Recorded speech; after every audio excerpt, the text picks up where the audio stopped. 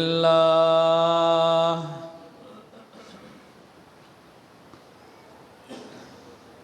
الحمد للہ نحمده ونستعینه ونستغفره ونؤمن به ونتوکل علیہ ونعوذ باللہ من شرور انفسنا ومن سیئات اعمالنا من يهده الله فلا مضل له ومن يضلله فلا هادي له أشهد أن لا إله إلا الله وحده لا شريك له وأشهد أن سيدنا ومولانا محمدا عبده ورسوله أما بعد فأعوذ بالله من الشيطان الرجيم بسم اللہ الرحمن الرحیم ورفعنا لك ذکرک صدق اللہ العظیم۔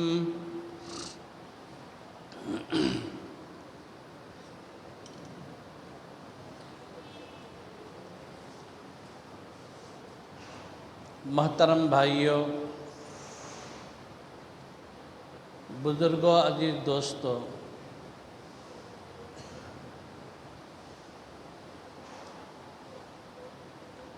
حضرت نبی پاک صلی اللہ تعالیٰ علیہ وسلم کی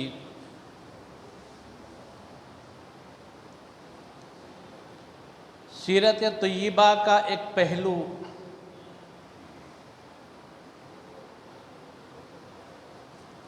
اللہ کے نبی کی جوانی کیا پاکیزگی سے، کیا طہارت کے ساتھ گزری ہے۔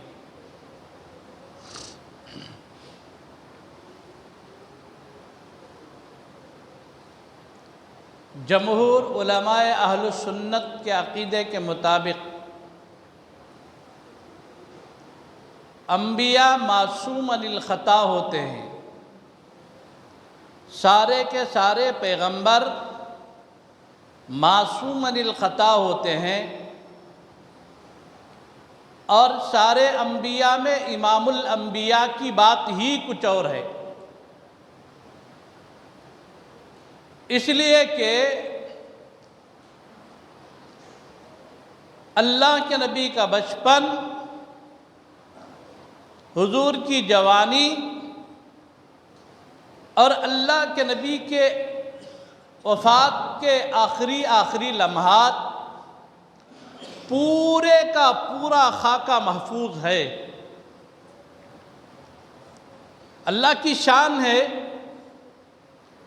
اس کی وجہ حضرات علماء لکھتے ہیں اب اللہ کے نبی کے بعد قیامت تک کوئی اور نبی اور پیغمبر کو آنا نہیں ہے، اور قیامت تک آنے والی پوری انسانیت کے لیے، پورے نسل انسانی کے لیے اگر کہیں رہبری ملتی ہے تو حضور ہی کی ذات سے ہے۔ قائد بھی محمد سا مثالی ہے ہمارا۔ اب ہم کسی رہبر کی تمنا نہ کریں گے، ہمارے جو قائد ہیں، ہمارے جو مشفق و محسن ہیں، ایسا مشفق، ایسا محسن، ایسا مربی، ایسا معلم کائنات کے اندر نہ آیا ہے نہ آئے گا۔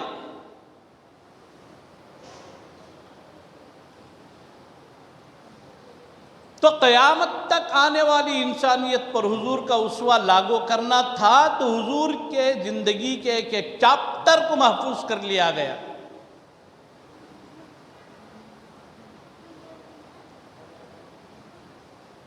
اب خصوصاً جوانی کا جو عالم ہے، اس میں ایک بہت بڑا موضوع ہے، ایک بہت بڑی چیز ہے، وہ ہے کہ نظروں کی حفاظت۔ پیغمبر اور رسول تو ان چیزوں سے وراء الورا، یہ دور ہیں، لیکن نبیوں سے جنہوں نے فیض پایا ہے، رسولوں سے جنہوں نے فیض پایا ہے، خصوصاً میرے اور آپ کے آقا حضرت جناب محمد الرسول اللہ صلی اللہ تعالیٰ علیہ وسلم سے جتنے اولیاء اللہ نے فیض پایا ہے، جن کو ولایت ملی ہے، وہاں ایک چیز متفق ہے کہ نظروں کی حفاظت۔ انشاءاللہ اگلی جمعہ میں اس پر بتاتا ہوں۔ اب پچھلے جمعہ میں جو بات چھڑی ہے آپ اسے سنیں۔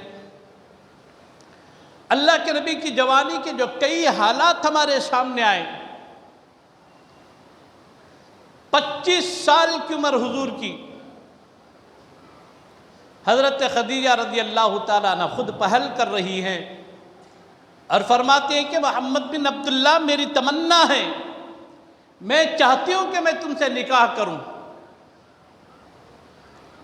اللہ کے نبی کے پاس پیغام موصول ہوا اور حضور حضرت نبی کریم صلی اللہ تعالیٰ علیہ وسلم اپنے چچا ابو طالب کے پاس بات لے جا کر رکھی۔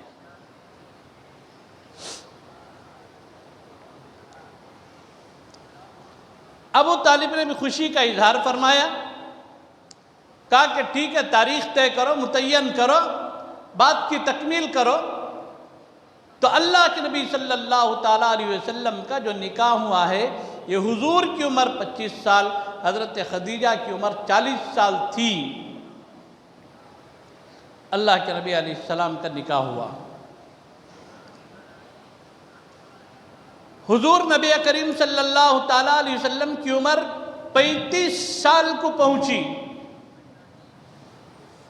قریش مکہ جمع ہوئے، انہوں نے مشورہ کیا کہ کعبۃ اللہ کی تعمیر کرنا چاہیے۔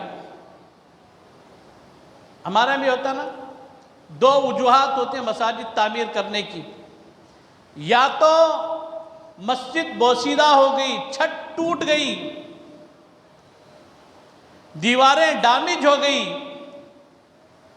اب واقعتاً عذر ہے، یہاں پر مسجد کو شہید کرو، اس کی تعمیر کرو۔ دوسرا مسئلہ یہ ہے کہ محلہ بڑھ گیا، لوگ بڑھ گئے، نمازیوں میں اضافہ ہو گیا، اب جگہ بس نہیں آ رہی ہے، اب مسجد میں اضافہ کرو،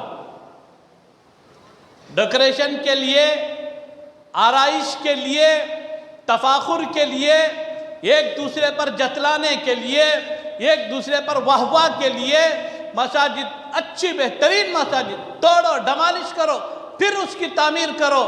یہ تضییع مال ہے، یہ مال کو ضائع کرنا ہے۔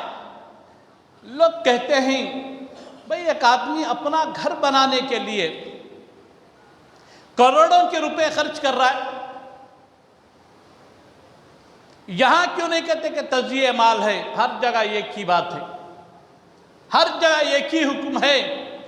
مومن کی مال کی عظمت ہے، مومن کے جان کی عظمت ہے، اس کی ہر چیز کی عظمت ہے، اس لیے کہ مومن خود اپنا نہیں ہے۔ پھر کس کا ہے؟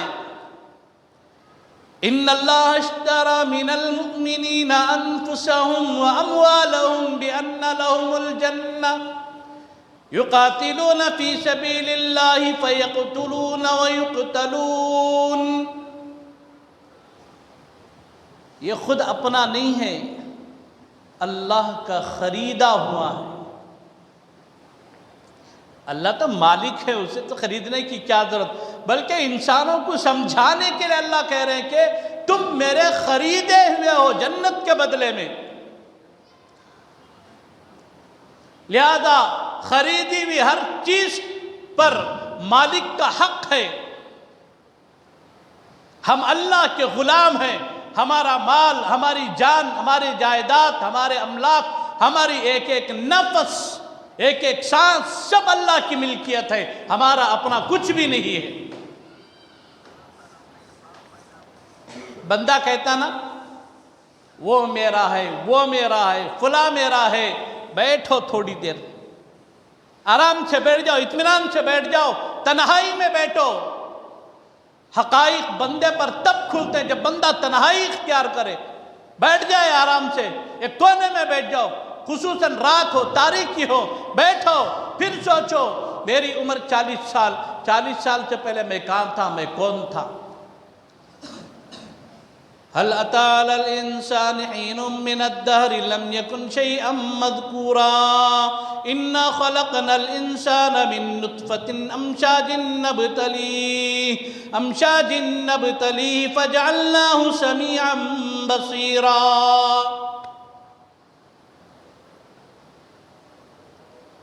کھولو قرآن، کھولتے چلو، اللہ کی کتاب کھولتے چلو، دیکھو حقائق تک پہنچو. اسی کو کہتے اللہ کی معرفت. تنہائی میں بیٹھو. میری عمر 40 سال، میں دنیا کے اندر نہیں تھا. میں کہاں تھا مجھے معلوم نہیں. میں آیا، کب رہوں گا پتہ نہیں، جب جاؤں گا تو پھر یہ کس کا؟ جس چیز کے لیے انسان کرے یہ میرا نہیں. ایک اپنا ماضی دیکھو، وہاں جہاں ہم کچھ بھی نہیں تھے، اور ایک وہ دور دیکھو کل ہم یہاں نہیں رہیں گے. تو پھر جن چیزوں کے لیے درمیان میں جھگڑے ہو رہے ہیں، یہ میرا، یہ تیرا، یہ فلاں، اس پر غور کرو. بندہ دو دور پر اگر غور کر لے، اس پر اللہ کی معرفت کے حقائق کھلتے ہیں. پہلا دور کون سا؟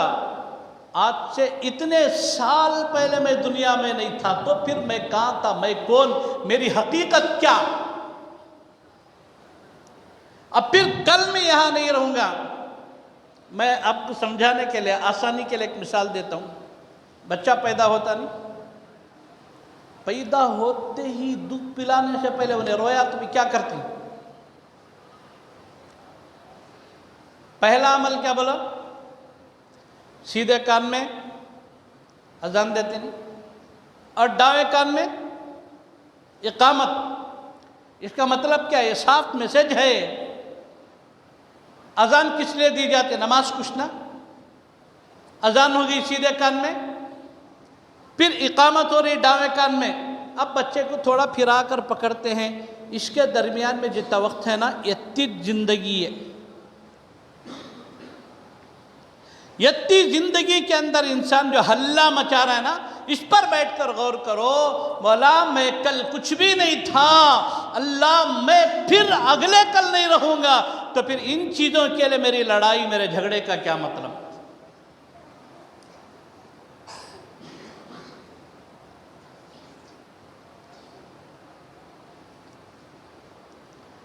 حضرت نبی پاک صلی اللہ تعالیٰ علیہ وسلم کی زندگی، حضرت حضور کی جو عمر ہے 25 سال، حضرت خدیجہ کی عمر 40 سال.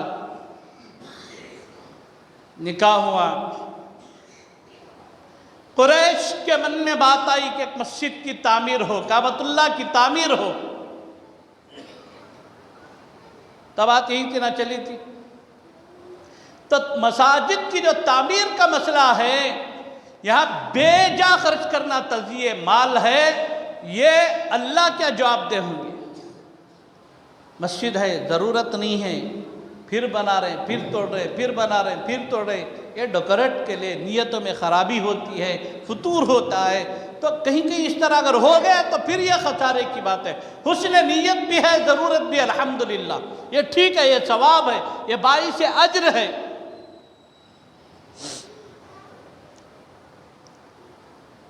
بیٹھے قریش مشورہ کرے کہ کعبے کی تعمیر کرنا چاہیے، کیا کرے؟ ہاں ٹھیک ہے، الحمدللہ کعبے کی تعمیر کرو.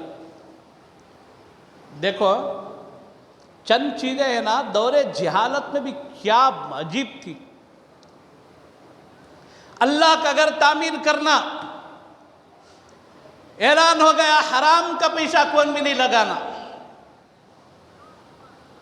بیاج بڈی سود کے پیسے کو، اگرچہ کہ اس کا دور تھا جاہلوں کے اندر، لیکن تب بھی اسے برا سمجھا جاتا تھا. اعلان ہوا ناجائز، غلط، جھوٹ، لوٹ، گھسٹ اور چوری ڈکیتی کا جو مال ہے کعبے کی تعمیر میں نہیں لگانا. محنت کی کمی جس کی ہے انہوں لا کر پیسہ لگاؤ. لے پیسہ لگائے، پھر کعبے کی تعمیر شروع ہوئی. اب وہاں حجر اسود تھا، آج بھی ہے، اور انشاءاللہ قیامت تک رہے گا. حجر اسود کو اس کی جگہ سے نکال دیا گیا. کعبے کی تعمیر ہو رہی تھی. پھر اس کے بعد حجر اسود کو اسی جگہ لگانا تھا، نصب کرنا تھا۔ حجر اسود نکالنے کے ٹائم کیا بھی مسئلہ نہیں کھڑا، سب شانت تھے، آرام سے تھے، اطمینان سے تھے، اسے نکالے۔ اب اسے لگانے کے ٹائم کھڑ گئے پورے، میں لگاتا ہوں تو لگاتا ہوں، یہ شرافت، یہ بزرگی منجے ہونا۔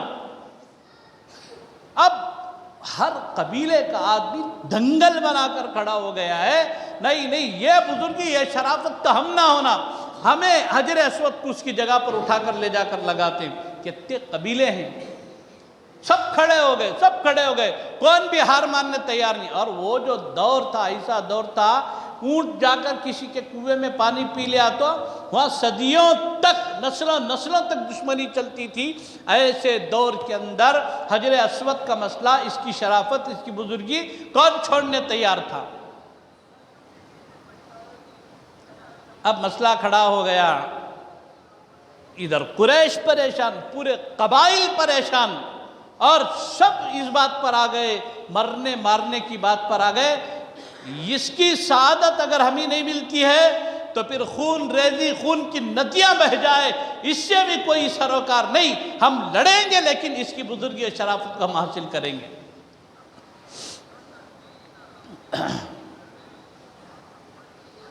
اب بیٹھے پورے ملک کو، بیٹھ کر پھر مشورہ کرے، بھئی ایک کام کریں گے،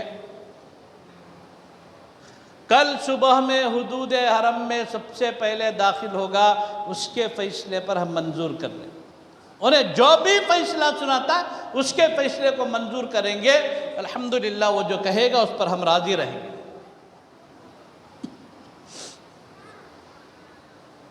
متفق ہو گئی بات، اٹھ کر چلے گئے۔ اگلے سویرے جو سب سے پہلے حرم میں داخل ہوا، اسے آج ہم محمد الرسول اللہ کہتے ہیں، اس وقت تاریخ کی زبان اسے محمد بن عبداللہ کہتی تھی۔ لوگ طلوع آفتاب کے بعد دوڑے دوڑے آئے، ہر قبیلے کا شخص دوڑا آیا، دیکھتا ہے، ہر شخص دیکھتا ہے کہ محمد الرسول اللہ حتیم کعبہ میں کھڑے ہوئے ہیں۔ سب نے کہا رضینا بمحمد بن عبداللہ، ہم راضی ہیں محمد بن عبداللہ کے فیصلے سے، یہ جو فیصلہ کریں گے ہم بالکل تیار ہیں، راضی ہیں، اس لیے کہ یہ ناحق کر ہی نہیں سکتے۔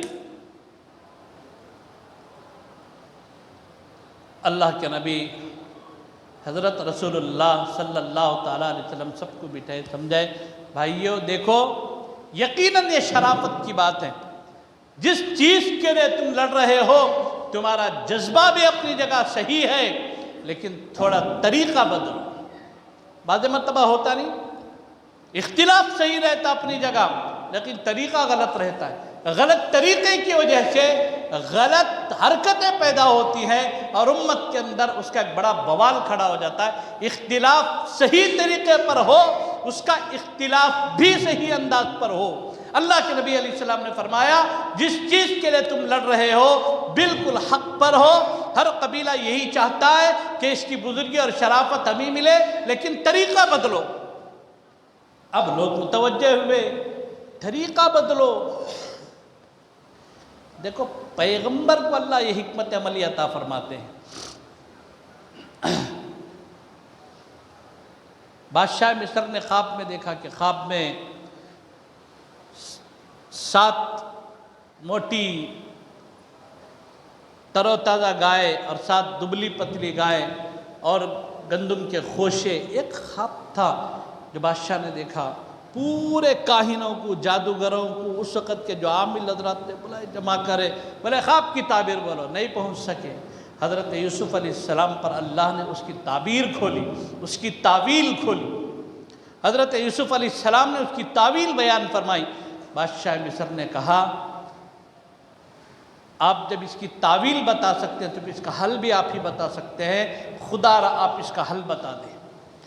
تو پھر قحط سالی کے جو 7 سال تھے، یہاں کیسی کاشت کرے، پھر 7 سالوں میں محفوظ کر کو کیسا راشن تقسیم کرنا۔ آج سوسائٹی میں راشن تقسیم کرنا، ریشن کارڈ حضرت یوسف علیہ السلام کی دین ہے۔ حضرت یوسف علیہ السلام بنے تو مصر میں قحط سالی تھی نا، راشن تقسیم کرنے کا مسئلہ تھا، تو ٹوکا نہ بنے، وہاں سے ہوتے ہوتے یہاں ریشن کارڈ تک آ پہنچا سو۔ ٹوکن کے اندر نامہ، ایک گھر میں کتنے افراد ہیں، یہ تو آج جسے راشن کارڈ کر کے بول رہی، پیغمبر پر اللہ حکمت کھولتے ہیں۔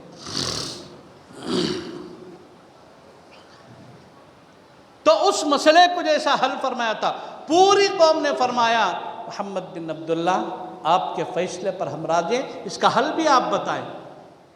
حضرت نبی کریم صلی اللہ تعالی علیہ وسلم رومال نکال کر بچھا دیا، اپنے دستے مبارک سے حجر اسود کو اٹھا کر حضور اپنے رومال میں رکھے،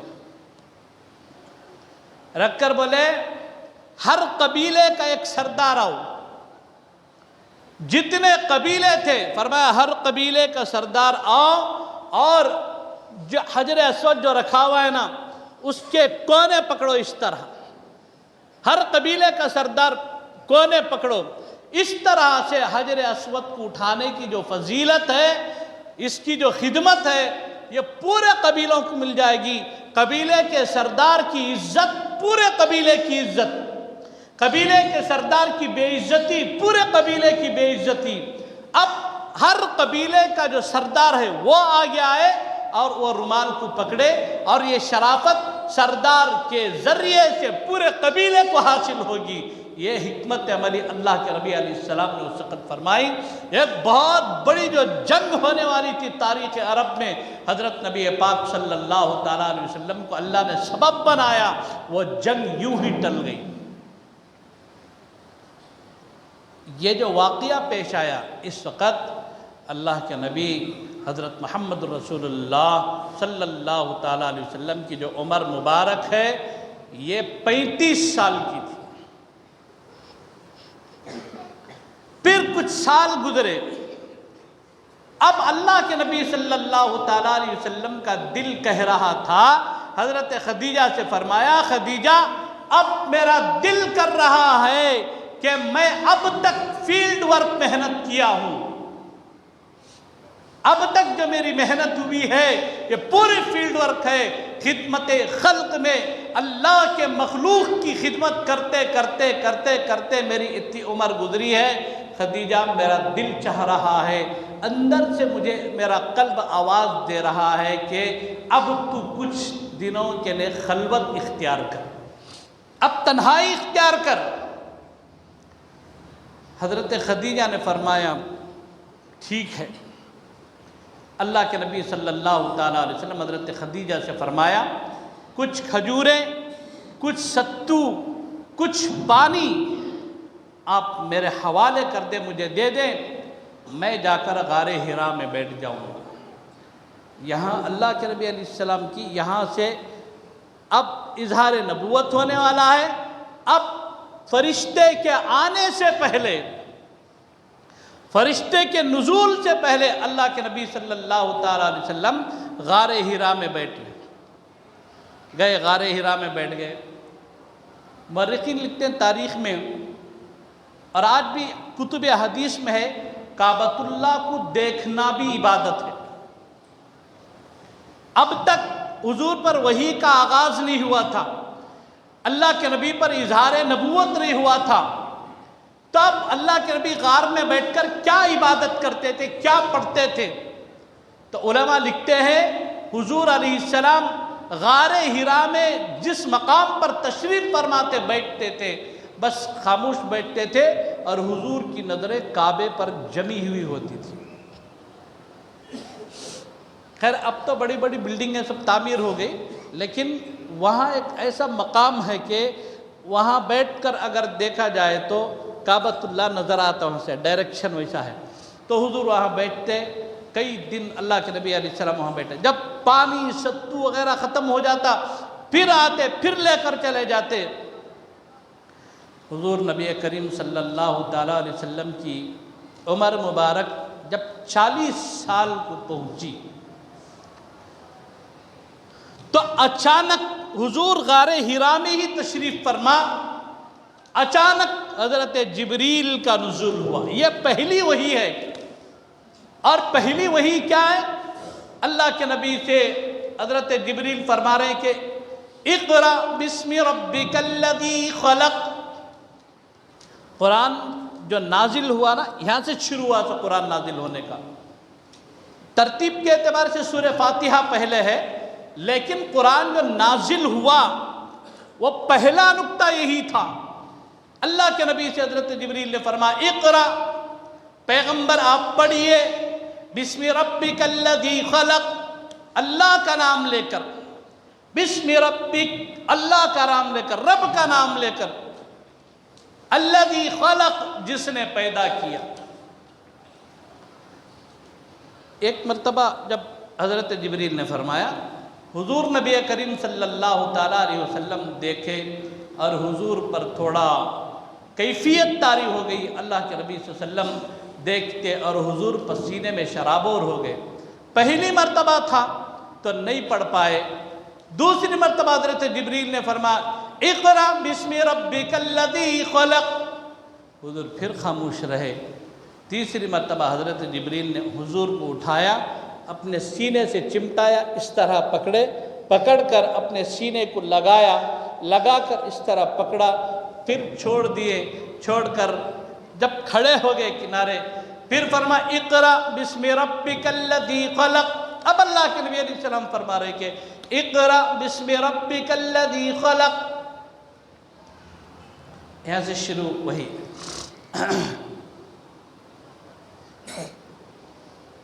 اب دیکھو یہ ایک لفظ ہے نا اقرا، یہ ایسا جملہ ہے، حضور سے پہلا جملہ جو فرما رہے اقرا پڑھو، رسول اللہ پڑھیے، کیا پڑھو؟ بسم ربک، رب کا نام لے کر۔ تو یہاں پہلے ہی پیغام دے دیا کہ جو بھی پڑھنا ہے اللہ کے نام سے پڑھنا ہے، اللہ کے نام کے بغیر کچھ ہے ہی نہیں۔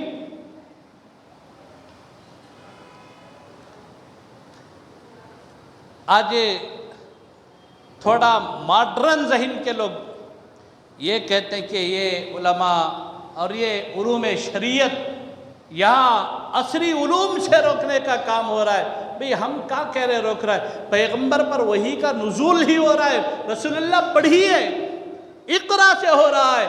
جو قرآن شروع ہو رہا ہے اقرا سے، وہ قرآن پڑھنے پڑھانے والے کیا پڑھنے پڑھانے سے روک دیں گے؟ ہر چیز کے حدود ہیں، ہم حدود بتاتے ہیں، آپ کو حدود پسند نہیں آتے، اور ننگا ناچ کر علم کے نام پر پھر گند پھیلانا چاہتے ہیں۔ علماء کہتے ہیں علم کے نام پر، درسگاہوں کے نام پر تم گند پھیلاؤ، اس کی اجازت نہیں ہے۔ جب ان کی بیماری پر انگلی رکھی جاتی ہے تو پھر یہ کہتے ہیں کہ دیکھو یہ ملا لوگ دیکھو علم کے خلاف ہیں، تعلیم کے خلاف ہیں۔ اللہ کی قسم تعلیم کے خلاف نہیں ہے، علم کے خلاف نہیں ہے۔ آج جاؤ دیکھو مہاراشٹرا کے اندر جامعہ عقل کنواں کے اندر حضرت مولانا غلام مستانوی صاحب کا مدرسہ ہے، جید علماء حفاظ، ساتھ میں ڈاکٹر، انجینئر، لائر۔ تم نے چیلنج کیا، دارالعلوم دیوبند کا قیام ہوا، 20 سال 25 سال گزرے، مسلمانوں پر تھوپنے کے لیے کچھ نہیں ملا، تو پھر شروع ہوا۔ دیکھو ان کی درسگاہیں علم کی برکت سے محروم ہیں۔ جس کو دنیا علم کہتی ہے وہ جہل محض ہے، علم تو ہے آپ کے ارشاد فرمانے کا نام۔ جسے تم علم سمجھتے ہو وہ جہل محض ہے۔ علم کیا ہے؟ رسول اللہ صلی اللہ تعالیٰ علیہ وسلم کے قلب اطہر سے نازل ہونے والی چیز کا نام علم ہے۔ ایک بڑا طویل موضوع، بڑے عجیب حقائق اس کے اندر ہے۔ تو تعلیم ہے، پڑھنا چاہیے، وقت کی ضرورت ہے، لیکن شرعی حدود میں رہ کر، شرعی حد ہیں اس کے۔ ایک ہی جگہ لڑکے لڑکیاں سب بیٹھے ہوئے ہیں، ایک دوسرے سے بدنظری ہو رہی ہے، جب یہ کہا جاتا ہے تو کہتے ہیں دیکھو ان کا مائنڈ سیٹ ٹھیک نہیں ہے۔ ٹھیک ہے ہمارا مائنڈ سیٹ ٹھیک نہیں ہے، امریکہ کے اندر بچوں کو ان کے باپ کا نسب معلوم نہیں ہے، یہ تمہارا دماغ ٹھیک ہے۔ یورپی ممالک کے اندر جہاں عصری علوم کی نسبت کو علم کا نام دیا جاتا ہے، وہاں کی حالت یہ ہے، وہاں کے ماں باپ بچوں سے پریشان اور بچے ماں باپ سے پریشان۔ اس کا نام علم رکھا، ہم کہتے ہیں نہیں، علم کیا ہے؟ جسے پڑھنے کے بعد ایک بچہ کہے الجنت تحت اقدام الامہات، ماں کے قدموں کے نیچے جنت ہے، الوالد اوسط ابواب الجنہ، باپ جنت کے دروازوں میں سے ایک دروازہ ہے، اس کی تعبیر کرے، اس کا نام علم ہے۔ جو یہ نہیں سکھاتا اس کا نام علم کا ہے۔ جو علم آپ کو خدا تک لے کر چلے وہ علم ہے، جو خدا سے دور کرے اس کا نام جہالت ہے، اس کا نام علم ہے ہی نہیں۔ علم وہ ہے جو خدا تک پہنچا دے، خدا رسائی ملے۔ نزول وحی ہو رہا ہے، اللہ کے نبی علیہ السلام تیسری مرتبہ پڑھتے ہیں اقرأ بسم ربک الذی خلق خلق الانسان من علق اقرأ وربک الاکرم الذی علم بالقلم علم الانسان ما لم یعلم۔ اللہ کے نبی حضرت محمد الرسول اللہ صلی اللہ تعالیٰ علیہ وسلم وہاں سے اٹھے، ام المؤمنین حضرت خدیجہ کے گھر میں آئے۔ اب اللہ کے نبی حضرت خدیجہ کے پاس آ کر کیا بولے اور حضرت خدیجہ کیا بولے؟ یہاں ایک بیوی کا فرض کیا ہے؟ اپنے شوہر کے ساتھ ایک بیوی کو کیسا رہنا چاہیے؟ شوہر کے دکھ میں، درد میں، اس کی تکلیف میں ایک بیوی کو کس طرح کا سہارا بن کر کھڑی ہونی چاہیے، حضرت خدیجہ نے اسی وقت درس دے دیا۔ حضرت محمد الرسول اللہ جب گئے تو حضرت خدیجہ کے یہاں گئے۔ یہ پورے جو تفصیلات ہیں انشاءاللہ میں اسے آپ کو اگلی جمعہ بتاتا ہوں۔ اللہ سے دعا فرماویں اللہ مجھے اور آپ کو، اللہ پوری امت مسلمہ کو کہنے سننے سے عمل صالح کی توفیق عطا فرمائے۔ آمین وآخر دعوانا الحمدللہ رب